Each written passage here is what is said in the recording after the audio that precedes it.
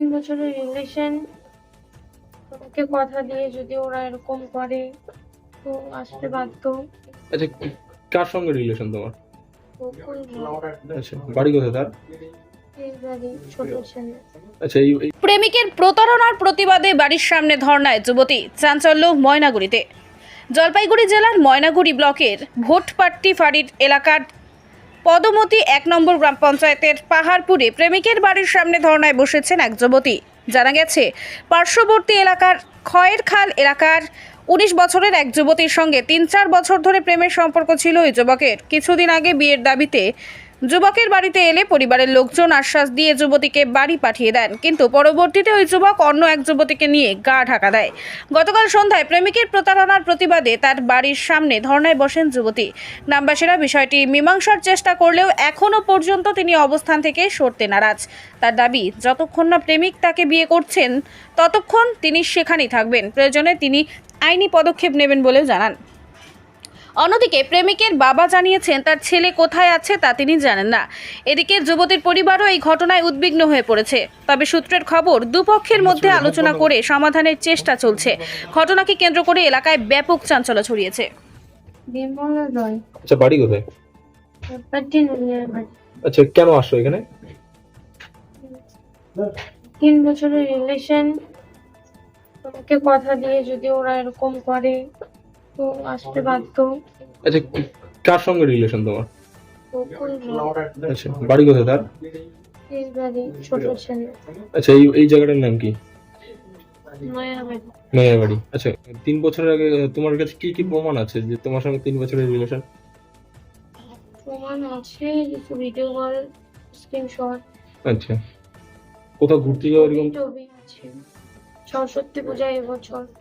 আচ্ছা, আর কি প্রমাণ আছে আপনি? আর সেরকম আচ্ছা, ছেলে কি আপনাকে ভালোবাসে? ভালোবাসি তো।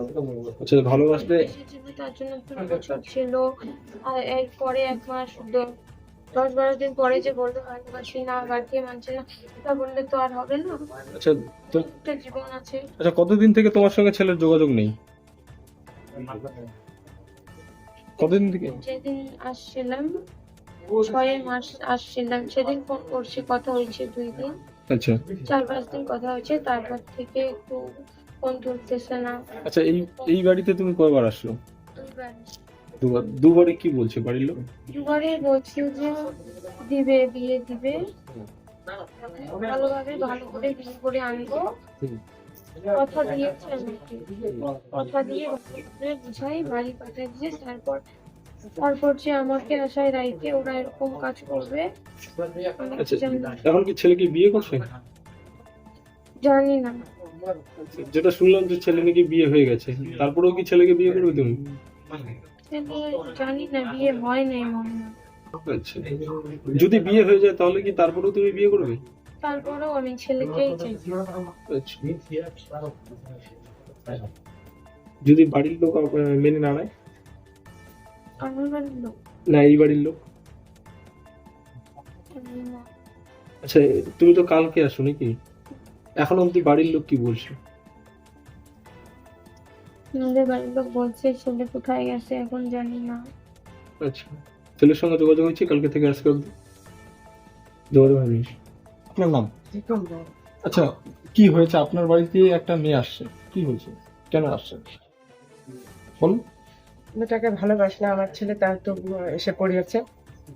তাকে এখন কি ব্যবস্থা নেওয়া যাবে? মানে আপনার ছেলে ভালোবাসে না মেয়েটাকে? না, আচ্ছা, মেয়েটা নাকি দুবার আসছে আপনাদের বাড়িতে? আমার ছেলে ভালোবাসে না, তবুও আসে যায় এরকম। আচ্ছা, আপনার ছেলে নাকি 3 বছরের প্রেমের সম্পর্ক ছিল এই মেয়ের সঙ্গে, কতটা জানেন আপনারা? আমি জানি না, প্রেম ছিল না। আচ্ছা, আপনারা জানেন যে প্রেম ছিল না? না, ছিল না। এখন ছেলে কোথায় আছে? যাকে প্রেম করে তাকে নিয়ে ধরাই গেছে।